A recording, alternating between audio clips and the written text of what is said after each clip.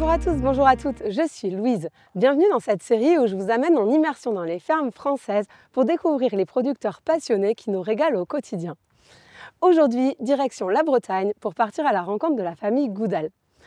Jean-Pierre et Edith, ainsi que leur fils Johan, élèvent des vaches de race limousine et des vaches laitières. Ils mettent tout leur savoir-faire et leur engagement au service du goût dans notre assiette.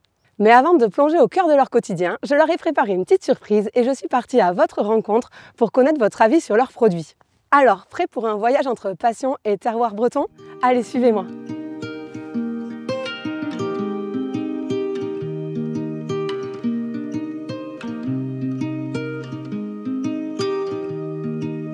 Il y a quelqu'un?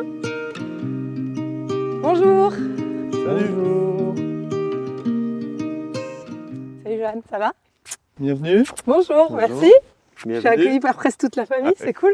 Je suis On va contente aller d'être prendre là. un café? Ben ouais, avec plaisir.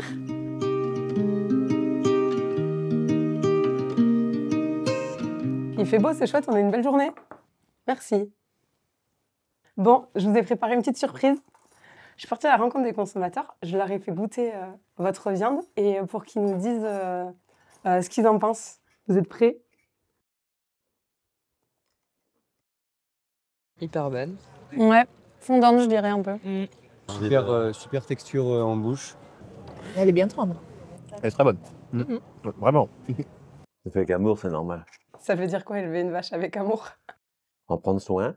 Mais ça vous fait quoi d'entendre ces retours positifs Donc on n'a pas forcément les retours comme ça justement, parce qu'on sait pas forcément derrière où est consommée notre vache Ouais. et par qui. Donc là, quand on sait que c'est la nôtre, ça fait plaisir. Ouais. Ouais, je vous confirme qu'elle a été super appréciée. Vous avez dit qu'elle était tendre et savoureuse. Qu'est-ce qui fait que dans les méthodes d'élevage et tout ça, qu'elle soit aussi bonne? Je pense qu'elle est pâturée dans des grands espaces, qu'elle a été bien nourrie avec des bons produits. De l'herbe fraîche, des massages. Alors, vous massez vos vaches? Des caresses, mais des massages, non.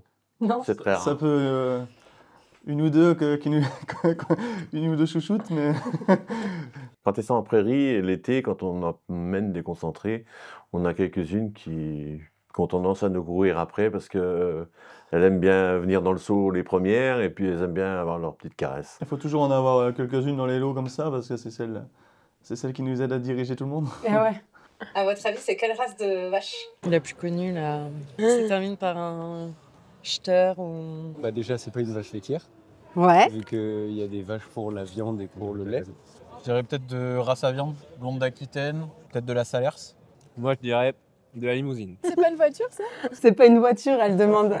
Elle était brésilienne à sa décharge. Il y a des fois pour plaisanter, je dis on a de la chance, on a 200 limousines chez nous. Les gens ils me regardent et puis ils me disent oh 200 tout ça.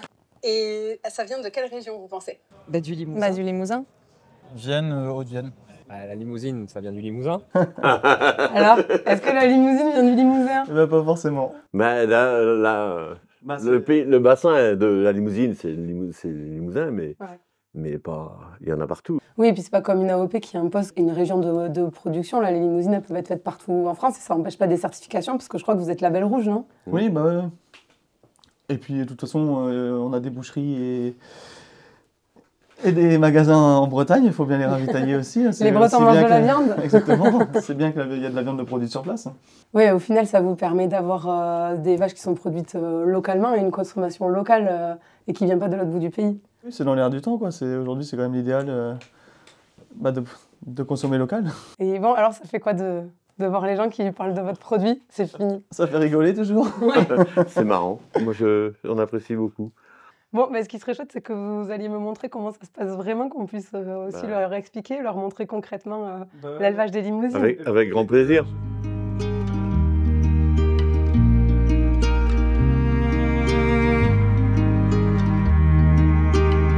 Bon, merci de nous recevoir, Jean-Pierre. Je suis contente d'être là C'est avec grand plaisir. en Bretagne, sous ce beau soleil. Pour une fois. Bon, et raconte-moi, qu'est-ce que tu fais sur ton exploitation? Donc du lait, de la viande. Et alors, t'as combien de vaches? On a 50 laitières et 65 limousines. Ok. Et des cultures aussi, non? 25 hectares de céréales et 18 de maïs, dont 5 de maïs grain. Et des prairies. Et le reste en prairie. Tout ça là, c'est à toi? Oui. Ben, ce qui fait plaisir, c'est que j'ai démarré à 1 hectares et qu'aujourd'hui, il y en a 150. C'est quoi ton histoire? Donc tu t'es installé en 86. C'était l'exploitation familiale, ça? Comment t'es arrivé Non, là? je me suis installé derrière un tiers parce que l'exploitation de mes parents était trop petite. OK. Donc j'ai décidé de m'escarper un peu plus loin. Et tu as toujours voulu être agriculteur? Ah, toujours, Ah ouais? oui, toujours. Parce que, mais en plus, je dois être la troisième et Joanne la quatrième génération dans la famille Goudal. Et Edith, comment elle s'est retrouvée là-dedans? Ah ben, Edith, elle s'est retrouvée là-dedans un peu bizarrement parce que j'étais tout seul sur l'exploitation et puis c'était pas évident. Elle était comptable de métier, donc elle est venue, elle s'occupait des papiers.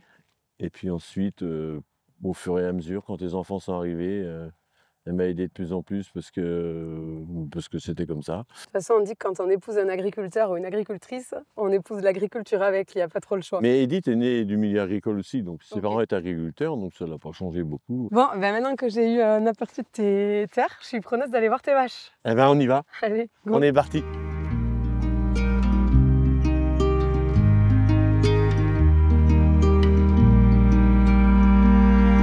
Voilà, là, elles sont belles. T'en as combien là?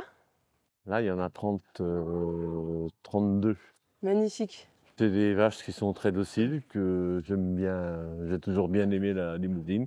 Et alors pourquoi elle est meilleure que les autres, la viande de race limousine? Eh ben, elle a un super rendement en viande, des bons morceaux, bavette, côte de bœuf, très appréciée. Et puis elle est tendre aussi, non, je crois. Quand elle est bien élevée, elle est tendre. Ça, c'est le savoir-faire de l'éleveur. Voilà. Et pourquoi tu les as à l'intérieur là en ce moment? Eh ben, parce que c'est la partie hivernale du 15 novembre au 15 mars, voire fin mars. Elles sont à l'étable parce que les conditions de portance ne sont plus là, donc on évite de les laisser en pâture. Et alors justement, j'ai bien compris que la race limousine, elle avait des propensions génétiques à faire de la bonne viande, mais tu nous l'as dit, il y a l'amour et le savoir-faire de l'éleveur. Alors vous, je crois que vous êtes naisseur, engraisseur. Oui. On va peut-être parler de la partie naisseur en Oui, naisseur engraisseur et dans un système herbagéant. Ouais, avec des pâturages. Beaucoup Alors, de pâturage. naisseur, ça veut dire quoi? Naisseur, c'est que on fait véler la vache, Ouais. on fait naître le veau, et ensuite on va jusqu'à la fin. Un taurillon, c'est jusqu'à 18-20 mois, et une femelle qui va en label, 28 mois. Donc vous faites naître les veaux sur l'exploitation. Oui. Tu me les montres? Oui. Donc la particularité, c'est que les veaux, l'hiver, ils sont séparés de leur mère, et pour les inciter à manger du foin, là donc je vais te faire voir, je vais les mettre avec leur mère.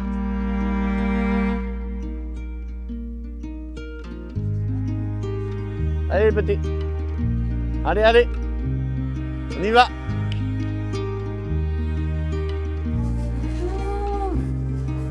Allez les petits. Ils sont curieux. Vous avez vu de caméra?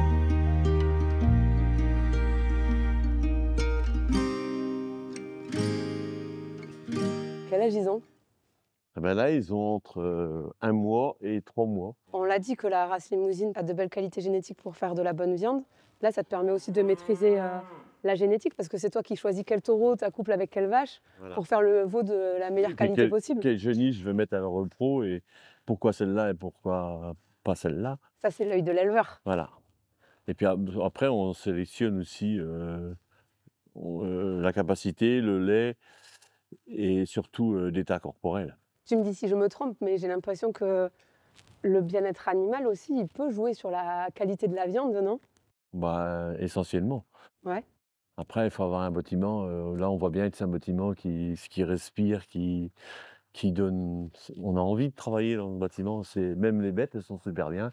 Et puis le fait que vous les sortiez aussi dehors la majeure partie de l'année. Là, on est l'hiver, elles sont au chaud, mais Je détesterais. J'aurais surtout pas envie de voir mes animaux enfermés toute l'année. Je préfère les voir au grand air. ça fait quoi, toi? Ça fait la tendreté de la viande, le fait qu'elle soit Oui, le bien, qu'elle développement- soit pas stressée. Le développement musculaire, la tendreté de la viande, il y a plein de choses qui entrent en jeu. Et puis, une vache, c'est fait pour aller pâturer, c'est pas fait pour qu'on lui amène la bouffe, c'est fait pour aller chercher la bouffe. Il y a aussi la partie engraissement, du coup. Ouais. Donc c'est là que ça se passe, non? Si je me Oui. trompe pas. Alors, on a une particularité, c'est que chez nous, on est à 75% d'herbe et 25-30% de maïs. C'est-à-dire que là-dedans, ça c'est de l'ensilage, c'est ça? C'est de l'ensilage d'herbe et du maïs. Comment tu choisis cette alimentation? C'est quoi l'objectif? L'objectif, c'est d'acheter le moins possible d'intrants. Vous êtes autosuffisant finalement sur l'alimentation animale. Ouais, on a même une fabrique d'aliments depuis 3 ans. Tout est fait sur place. Oui, tout est fait- L'alimentation, ouais, les naissances, tout est fait sur l'engraissement. place. On voulait absolument maîtriser ça. Et est-ce que ce qu'elle mange a un impact sur le goût de la viande d'une manière ou d'une autre? Pour moi, oui. Ouais. Pour moi, oui. C'est même évident que, de toute façon, la traçabilité aujourd'hui sans OGM, elle est reconnue partout, que ce soit en lait, que ce soit en viande, donc c'est un atout. Et alors là, tu les gardes à l'engraissement combien de temps? Bah, les veaux arrivent à 6 mois à peu près, la moyenne c'est 6 mois. Et ils partent à l'abattoir en 18 et 20 mois suivant les croissances. Et pour les vaches les femelles c'est 28 mois parce que les 3/4 vont au label Limousin, enfin les 3/4 des génisses vendus vont au label Limousin. Donc vous produisez vos génisses. Donc vos génisses, c'est les Mais le vaches label- qui n'ont pas encore vélé, qui n'ont pas encore eu de Voilà. veau. Vous les produisez sous label rouge. Pourquoi j'ai fait ce choix? Parce que je voulais faire quelque chose de qualité. J'ai toujours eu ça à cœur. Et moi je suis content d'entendre les consommateurs qui disent on mange de la bonne viande. Bon, en tout cas, on voit que tu les aimes, tes vaches. Bah, tant mieux si tu le vois. Mais ça brille dans tes yeux, je trouve vraiment. Bah, je suis content qu'on me le dise. Très content. Et bon, tu m'as parlé de maïs, tu m'as parlé de pâturage, d'herbes là dans l'alimentation animale. Moi, j'aimerais bien découvrir un peu plus en détail tout ça parce que je comprends que c'est un élément important pour le goût de la viande. Où c'est que je peux découvrir ça? Eh ben, je vais te laisser Johan pour t'en parler, parce que Johan, c'est mon fils qui s'occupe de la partie culture. Donc, Eh ben, il va t'en partons à parler. la rencontre de Johan. Tu m'amènes?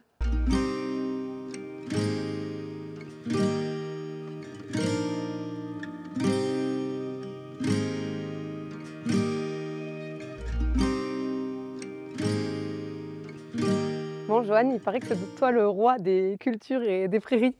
Non, non, non. C'est ce qu'on m'a vendu en tout cas. Et ton père, il m'a un peu expliqué l'alimentation. Il m'a expliqué l'alimentation de vos vaches.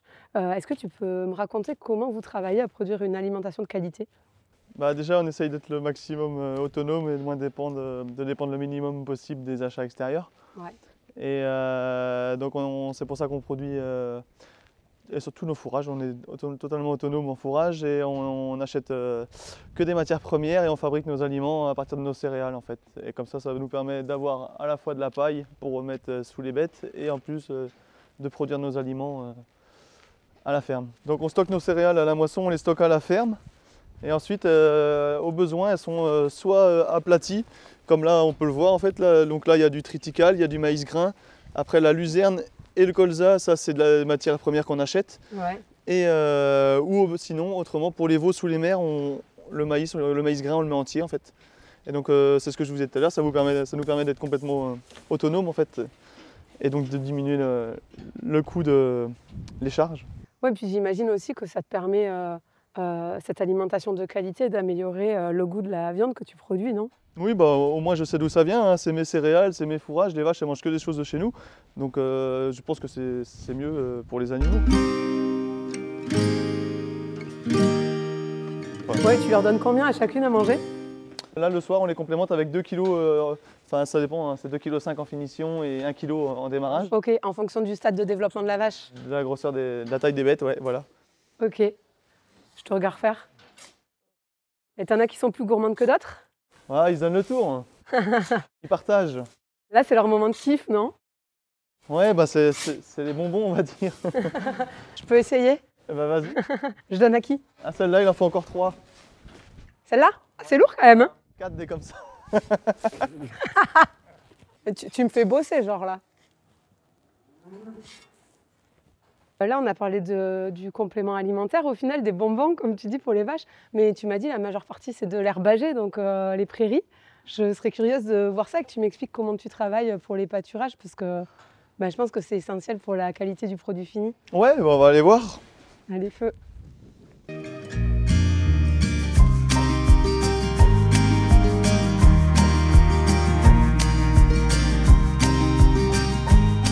Bon alors, c'est laquelle pâture?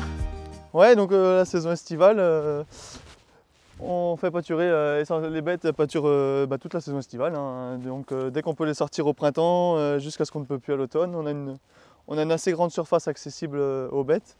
Donc ça permet de les faire pâturer toute l'année. Ouais, parce que tout ça, c'est à vous, là. Ouais, on a à peu près 115 hectares donc de pâturage, enfin de surface en herbe, et donc 95-100 hectares accessibles aux bêtes et groupés, quoi. T'es un peu devant ton empire, là. Non, mais c'est vrai que c'est bien pour le pâturage, c'est l'idéal, hein. Donc tout est au prêt et donc ça permet d'aller facilement les gérer, quoi, en fait. Ouais. Et cette herbe fraîche et bretonne, on va parler après du terroir breton quand même, mais j'imagine aussi que ça joue sur le goût de la viande. Ah bah oui, on est en Bretagne, donc forcément on a la chance d'avoir des pluviométries assez importantes et un climat favorable à la pousse de l'herbe, quoi. Donc c'est vrai qu'on utilise un peu cette chance pour élever nos vaches, hein. Toi, t'as jamais voulu quitter la Bretagne? Non, je suis né ici et je suis bien parti pour y rester. Et t'es installé depuis combien de temps? 6 ans. Ok. T'as toujours voulu faire ça ou il y a eu un déclic particulier? Bah non, hein, mes parents m'ont toujours amené dans la ferme et j'ai toujours aimé ça. Donc de tout petit, je venais avec eux et je les aide depuis que je peux. Ouais, c'était une évidence. Et oui, je me suis jamais trop posé la question, hein. Bon, bah tout ça, ça m'a donné un peu l'eau à la bouche. Ouais. Je sais pas, va falloir m'expliquer comment on cuisine votre viande pour qu'on puisse se régaler dans l'assiette quand même. Ah bah, la maintenant mieux qu'on a placée vu pour tout en ça. parler, ça va être maman. Alors, je vais vous amener à Allez, la mer. on va partir voir Edith.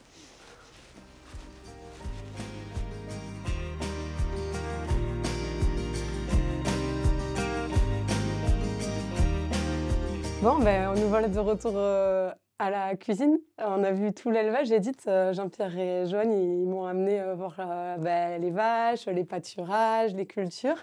Mais alors du coup, maintenant, moi, j'ai envie de savoir comment on peut cuisiner cette viande qui a l'air si bonne. Est-ce que vous avez une recette à nous partager?